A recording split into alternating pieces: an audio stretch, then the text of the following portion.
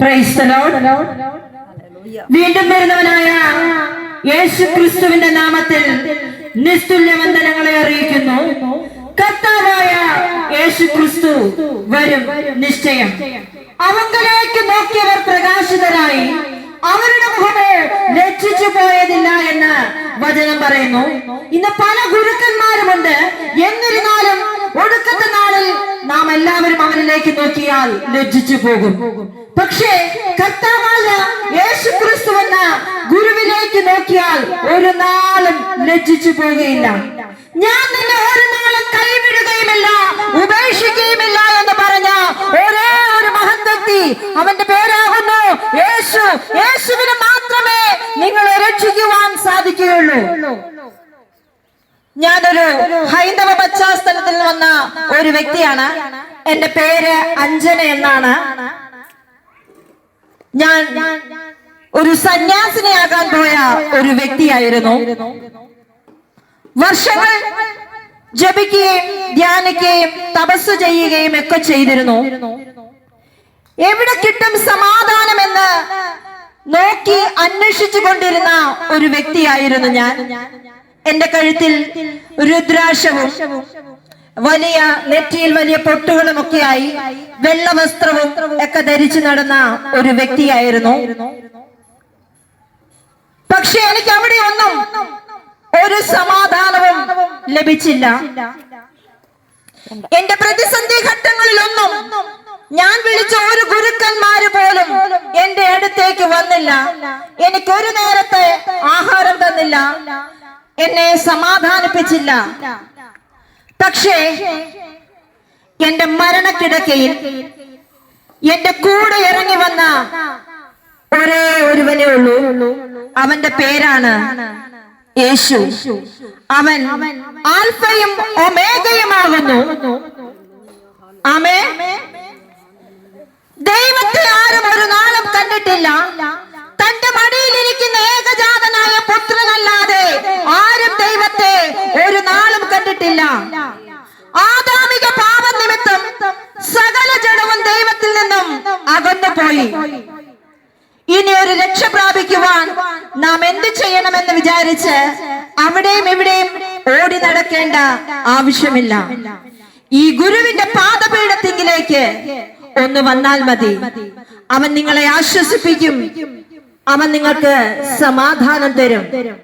എന്റെ സമാധാനം തന്നേച്ചു പോകുന്നുവെന്ന് പറഞ്ഞ ഒരേ ഒരു വ്യക്തിയേ ഉള്ളൂ, അത് യേശുവാകുന്നു. യേശുവിന് മാത്രമേ നിങ്ങളെ സ്നേഹിക്കുവാൻ കഴിയുകയുള്ളൂ. യേശുവിന് മാത്രമേ നിങ്ങളുടെ ഏത് പ്രതിസന്ധികളിലും കടന്നു വരുവാൻ കഴിയുകയുള്ളൂ. യേശുവിന് മാത്രമേ നിങ്ങളെ സ്നേഹിക്കുവാൻ കഴിയുകയുള്ളൂ. കാരണം ഇവിടെ ഇരിക്കുന്ന ഓരോ വ്യക്തിയും അവനെ കൂടാതെ ഉളവായതല്ല. ആമേൻ.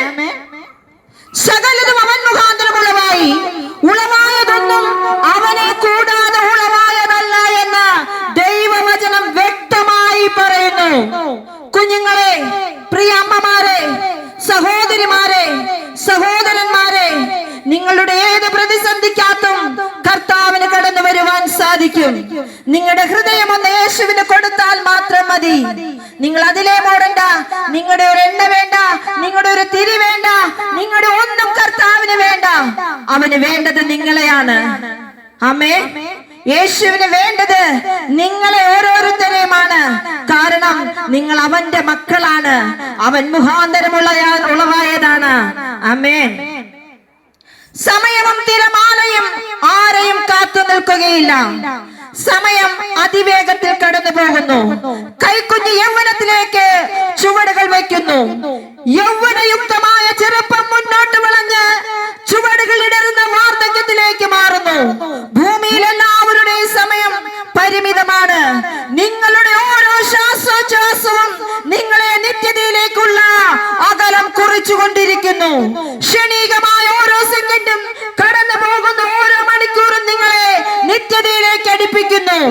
ആണ്ടിന്റെ അവസാനവും അസ്തമയ സൂര്യനും ഘടികാരത്തിലെ ടിക് ടിക് ശബ്ദവും ഭൂമിയിലെ നിങ്ങളുടെ ദിവസം ചുരുക്കമാണെന്ന് ഓർമ്മിപ്പിച്ചുകൊണ്ടിരിക്കുന്നു. ഈ ഭൂമിയിലെ നിങ്ങളുടെ ജീവിതത്തിന്റെ അവസാന നിമിഷം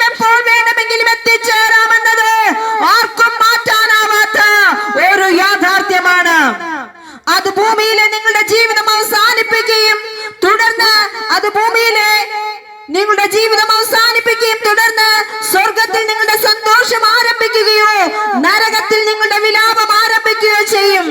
അതിനുശേഷമുള്ള ഒരു പ്രയത്നത്തിലും നിങ്ങളെ തിരികെ ഭൂമിയിലേക്ക് കൊണ്ടുവരുവാൻ സാധിക്കുകയില്ല.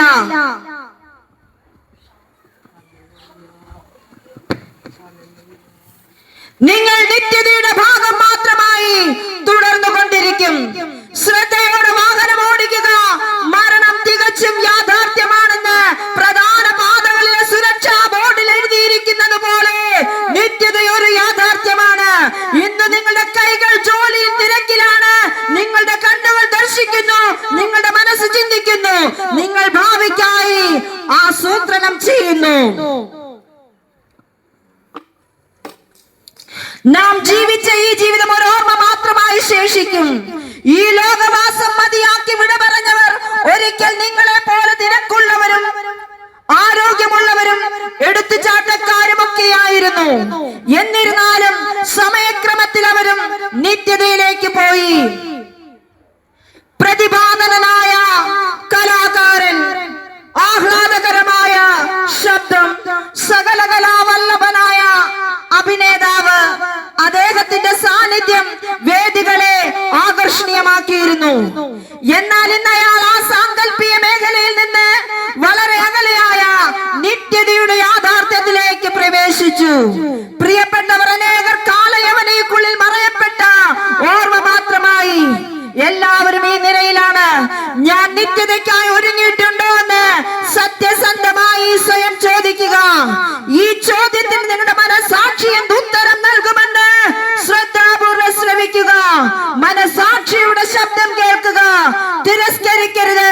സ്വർഗവും നരകവും യാഥാർത്ഥ്യമാണ്, അത് നിഷേധിക്കാതിരിക്കുക.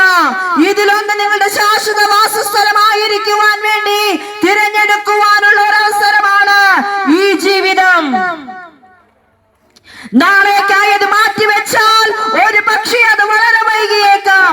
മരണശേഷം എല്ലാവർക്കും ഒരു ന്യായവിധി കാത്തിരിക്കുന്നു. നിലത്തിലെ പൊടിയിൽ നിദ്ര കൊള്ളുന്നവരിൽ പലരും ചിലർ നിത്യജീവനായും ചിലർ നിത്യലജ്ജയ്ക്കും നിത്യനിന്ദയ്ക്കുമായി ഉണരുമെന്ന് ദാനിയേൽ 12:2 ഉച്ചസ്വരം ഘോഷിക്കുന്നത്. നിത്യത എന്നാൽ ഈ ലോക ജീവിതത്തിന് ശേഷമുള്ള സമയബന്ധമില്ലാത്ത ജീവിതാവസ്ഥയാണ് സൂചിപ്പിക്കുന്നത്. നിത്യത രണ്ടു തരമുണ്ട്. ഒന്ന് നിത്യമരണം അഥവാ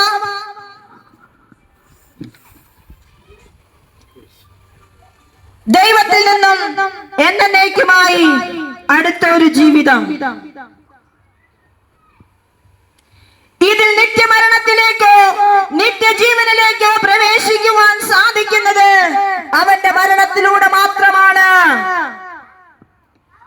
നിങ്ങൾ എന്തിനു വേണ്ടിയാണ് ഈ ആയുസ് ജീവിച്ചത്?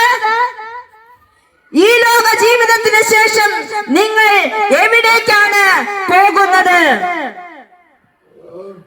മനുഷ്യ ജീവിതം ഇവിടം കൊണ്ട് അവസാനിക്കുന്ന ഒന്നല്ല, അതിവിടെ നിന്ന് അനന്തതയിലേക്ക് തുടരുന്ന ഒന്നാണ്. പാപത്തിന്റെയും അധാർമികതയുടെയും ദുഷ്പ്രവർത്തികളുടെയും വികാര കേന്ദ്രങ്ങളിൽ നിന്ന് ദൈവത്തിന്റെ അടുത്തേക്ക് പോകുക അസാധ്യമാണ്. പാപത്തിന്റെ ശമ്പളമായ മരണത്തിന് വിധിക്കപ്പെട്ടവരുടെ കൂട്ടത്തിൽ നിന്നും പാപക്ഷമ പ്രാപിച്ച് നിത്യസമാധാന സ്വർഗത്തിലേക്ക് സ്വപരിശ്രമത്താൽ എത്തപ്പെടുക സാധ്യമല്ല. ജീവനോടിരിക്കുമ്പോഴുള്ള ബോധപൂർവമായ തിരഞ്ഞെടുപ്പാണ് ഓരോരുത്തരുടെയും നിത്യത നിർണയിക്കുന്നത്. ദൈവത്തോടു കൂടിയുള്ള നിത്യതയ്ക്ക് വേണ്ടി ഒരേ ഒരു വഴിയേ ഉള്ളൂ. യേശു അവനോട്, ആമേൻ ആമേൻ, ഞാൻ നിന്നോട് പറയുന്നു, പുതുതായി ജനിച്ചില്ല എങ്കിൽ ദൈവരാജ്യം കാണാൻ ആർക്കും കഴിയുകയില്ല എന്ന് ഉത്തരം പറഞ്ഞു. നിങ്ങൾ വീണ്ടും ജനിച്ചിട്ടുണ്ടോ? നിൽക്കൂ.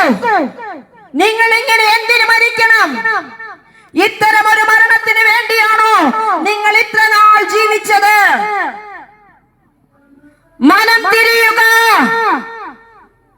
ഇന്ന് ദൈവം നിങ്ങളെ ക്രിസ്തുവിന്റെ ക്രൂശിലേക്ക് നോക്കുവാൻ ആവശ്യപ്പെടുന്നു. ദൈവപുത്രനായ യേശു ക്രിസ്തുവിനെ ഏകരക്ഷകനായി സ്വീകരിക്കുന്ന എല്ലാവരെയും രക്ഷിക്കുവാനായി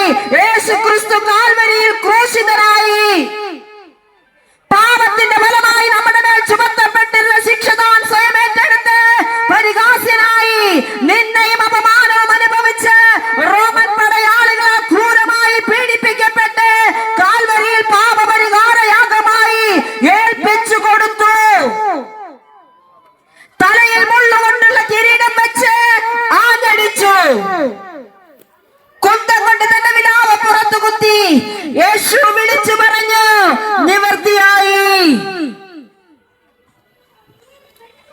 മനുഷ്യവർഗത്തിന്റെ പാപത്തിന്റെ ശിക്ഷ ഏറ്റെടുത്ത് ക്രൂശിൽ മരിച്ച യേശു ക്രിസ്തു മരണത്തെ ജയിച്ച് മൂന്നാം നാൾ ഉയർത്തെഴുന്നേറ്റു.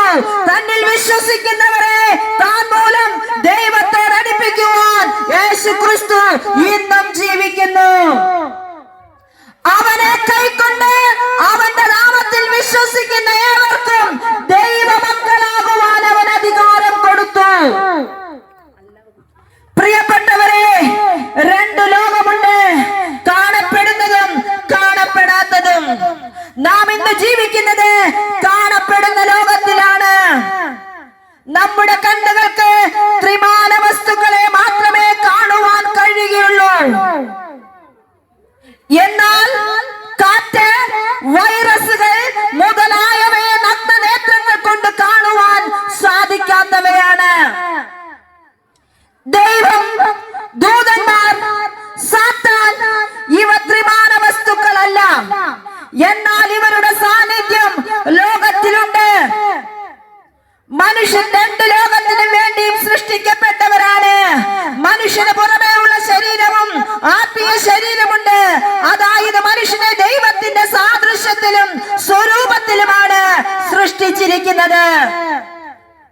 യഹോവയായ ദൈവം നിലത്തെ പൊടി കൊണ്ട് മനുഷ്യനെ നിർമ്മിച്ചിട്ട് അവന്റെ മൂക്കിൽ ജീവശ്വാസമൂതി മനുഷ്യൻ ജീവനുള്ള ദേഹിയായി തീർന്നു. മനുഷ്യ ശരീരത്തിൽ ആത്മാവ്, പ്രാണൻ, ദേഹം എന്നിങ്ങനെ ത്രിതല ഭാഗങ്ങളുണ്ട്. സമാധാനത്തിന്റെ ദൈവം തന്നെ നിങ്ങളെ മുഴുവനും ശുദ്ധീകരിക്കുമാറാകട്ടെ. നിങ്ങളുടെ ആത്മാവും പ്രാണനും ദേഹവും അശേഷം നമ്മുടെ കർത്താവായ യേശു ക്രിസ്തുവിന്റെ പ്രത്യക്ഷതയിൽ അനിന്ത്യമായി വെളിപ്പെടും വണ്ണം കാക്കപ്പെടുമാറാകട്ടെ. കാണുന്നതിനെ അല്ല, കാണാത്തതിനെ അത്ര ഞങ്ങൾ നോക്കിക്കൊണ്ടിരിക്കുന്നത്. കാണുന്നത് താൽക്കാലികം, കാണാത്തത് നിത്യം. 2 കൊരിന്ത്യർ 4:18 നമ്മുടെ മരണത്തോടെ ശരീരം മണ്ണിലേക്കും ആത്മാവ് അതിനെ നൽകിയ ദൈവത്തിങ്കലേക്കും പോകും. അതാണ് നിത്യത അഥവാ അനന്തകാല ജീവിതം. നിൽക്കൂ, താങ്കൾ ഒന്ന് ചിന്തിക്കൂ. പല മേഖലകളിൽ പരാജയപ്പെട്ടയാളാണോ? ആഗ്രഹിച്ച പുരോഗതി ലഭിച്ചില്ല, നിരാശയാണോ? ആരും സ്നേഹിക്കുന്നില്ല, കുറ്റാരോപണമാണോ? ഒറ്റപ്പെട്ടു പോയോ? ആത്മഹത്യയെ കുറിച്ച് ചിന്തിക്കുന്നുവോ? എങ്കിലെല്ലാത്തിനും പരിഹാരം യേശു ക്രിസ്തു കാൽവരി ക്രൂശിൽ താങ്കൾക്ക് വേണ്ടി നിർവഹിച്ചു. യേശു ക്രിസ്തു ഒരു ചോദ്യമല്ല, താങ്കളുടെ എല്ലാ പ്രശ്നത്തിനും ഉത്തരമാണ്. യേശു ക്രിസ്തുവിനോടൊപ്പം സ്വർഗഭവനത്തിൽ നിത്യവാസത്തിനായി എന്ത് ചെയ്യണമെന്ന് ചോദിച്ചാൽ മാനവകുലത്തിന്റെ സകല പാപവും യേശു ക്രിസ്തു കാൽവരി ക്രൂശിൽ വഹിച്ചുവെന്ന് നമ്മുടെ ജന്മകർമ്മ പാപം മൂലം ലഭിക്കേണ്ട നിത്യമരണത്തിൽ നിന്ന്, അതായത് ഒരിക്കൽ മരിക്കുകയും പിന്നെ ന്യായവിധി മനുഷ്യർക്ക് നിയമിച്ചിരിക്കാൻ എബ്രായർ 9:27 ആ ന്യായവിധി രണ്ടാം മരണം നിത്യനരകം അഥവാ യാതനാസ്ഥലം. ആകയാൽ ഇന്നാകുന്നു സുപ്രസാദ കാലം, ഇപ്പോൾ ആകുന്നു രക്ഷാ ദിവസം. ഇന്ന് നമ്മുടെ ദിവസമാണ്. ഞാൻ പോയി നിങ്ങൾക്ക് സ്ഥലമൊരുക്കിയാൽ ഞാൻ ഇരിക്കുന്ന ഇടത്ത് നിങ്ങൾ ഇരിക്കേണ്ടതിന് പിന്നെയും വന്ന് നിങ്ങളെ എന്റെ അടുക്കൽ ചേർത്തുകൊള്ളും. യോഹന്നാൻ 14:3 ആയതിനാലാണ് മറ്റൊരുത്തരും രക്ഷയില്ല. നാം രക്ഷിക്കപ്പെടുവാൻ ആകാശത്തിന് കീഴിൽ മനുഷ്യരിൽ നൽകപ്പെട്ടൊരു വേറൊരു നാമവുമില്ല. യേശുവിനെ കർത്താവെന്ന് വായ്കൊണ്ട് ഏറ്റുപറയുകയും ദൈവം അവനെ മരിച്ചവരിൽ നിന്ന് ഉയർത്തെഴുന്നേൽപ്പിച്ചുവെന്ന് ഹൃദയം കൊണ്ട് വിശ്വസിക്കുകയും ചെയ്താൽ നീ രക്ഷിക്കപ്പെടും. ഹൃദയം കൊണ്ട് നീതിക്കായി വിശ്വസിക്കുകയും വായ്കൊണ്ട് രക്ഷയ്ക്കായി ഏറ്റുപറയുകയും ചെയ്യുന്നുവെങ്കിൽ മാത്രം യേശു താങ്കളെ ആഴമായി സ്നേഹിക്കുന്നു. ആ സ്നേഹത്തെ തള്ളിക്കളഞ്ഞ് ഇപ്പോൾ ലഭിക്കുന്ന താൽക്കാലിക സുഖം തേടിയാൽ നാം ഒരു നാൾ നിരാശയിലകപ്പെടും. ഉത്തമർ സ്നേഹിതർ കൈവിട്ടാലും യേശു ഒരിക്കലും നിങ്ങളെ കൈവിടുകയില്ല. ആയതിനാൽ തനിക്കായി കാത്തിരിക്കുന്നവരുടെ രക്ഷയ്ക്കായി യേശു പാപം കൂടാതെ രണ്ടാമത് വേഗത്തിൽ താമസം വിനാ വെളിപ്പെടും. അതിന്റെ ലക്ഷണങ്ങൾ ജാതി ജാതിയോടും രാജ്യങ്ങൾ രാജ്യങ്ങളോടും എതിർക്കും. ഭൂകമ്പം, ക്ഷാമം, മഹാവ്യാധികൾ, കാലാവസ്ഥാ വ്യതിയാനത്താൽ നിങ്ങളുടെ ഇടയിൽ കാട്ടുമൃഗങ്ങളേക്കും. ഇസ്രായേൽ ഹമാസ് യുദ്ധം, ദുഷ്പ്രവർത്തികളുടെ വർധനവ്. 2 തിമോഥെയോസ് 3:1-5 വരെയുള്ള 19 പര സംഭവങ്ങൾ ഇന്ന് നടന്നുകൊണ്ടിരിക്കുന്നത് ബൈബിൾ ചൂണ്ടിക്കാണിക്കുന്നത് അന്ത്യകാല ലക്ഷണവും എതിർ ക്രിസ്തു ഭൂമിയെ വാഴുവാൻ പോകുന്നു എന്നതുമാണ്. ഈ ദാനമായ നിത്യരക്ഷ പ്രാപിക്കുന്നതിന് യേശു ക്രിസ്തുവിനോട് ചേർന്ന് സത്യത്തിലും ആത്മാവിലും ആരാധിക്കാനായി ഒരുങ്ങിയാട്ടെ. ഇതിങ്കിൽ ആശ്ചര്യപ്പെടരുത്. കല്ലറകളിൽ ഉള്ളവരെല്ലാവരും അവന്റെ ശബ്ദം കേട്ട് നന്മ ചെയ്തവർ ജീവനായും തിന്മ ചെയ്തവർ ന്യായവിധിക്കായും പുനരുദ്ധാനം ചെയ്യുവാനുള്ള നാഴിക വരുന്നു. യോഹന്നാൻ 5:28-29. എന്നാൽ ജീവപുസ്തകത്തിൽ പേരെഴുതി കാണാത്ത ഏതു മനുഷ്യനെയും തീപ്പൊയ്കയിൽ തള്ളിയിടും. അത് രണ്ടാം മരണം. ജീവപുസ്തകത്തിൽ പേരെഴുതപ്പെട്ടവർക്ക് രണ്ടാം മരണത്തിൽ പങ്കുമോഹരിയുമില്ല. കർത്താവ് താൻ ഗംഭീരനാദത്തോടും പ്രധാന ദൈവദൂതന്റെ ശബ്ദത്തോടും ദൈവത്തിന്റെ കാഹളത്തോടും കൂടെ സ്വർഗത്തിൽ നിന്ന് ഇറങ്ങി വരികയും ക്രിസ്തുവിൽ മരിച്ചവർ മുമ്പേ ഉയർത്തെഴുന്നേൽക്കുകയും ചെയ്യും. പിന്നെ ജീവനോടെ ശേഷിക്കുന്ന നാം അവരോട് ഒരുമിച്ച് ആകാശത്തിൽ കർത്താവിനെ എതിരേൽപ്പാൻ മേഘങ്ങളിൽ എടുക്കപ്പെടും. ഇങ്ങനെ നാം എപ്പോഴും അവനോട് കൂടെയിരിക്കും. അതിനായി യേശു ക്രിസ്തു താങ്കളെ സഹായിക്കട്ടെ. കർത്താവായ യേശു ക്രിസ്തു ധാരാളമായി അനുഗ്രഹിക്കുമാറാകട്ടെ. ഒരിക്കൽ കൂടി ഞാൻ പറയട്ടെ, യേശു ക്രിസ്തു വരും നിശ്ചയം. ആമേൻ.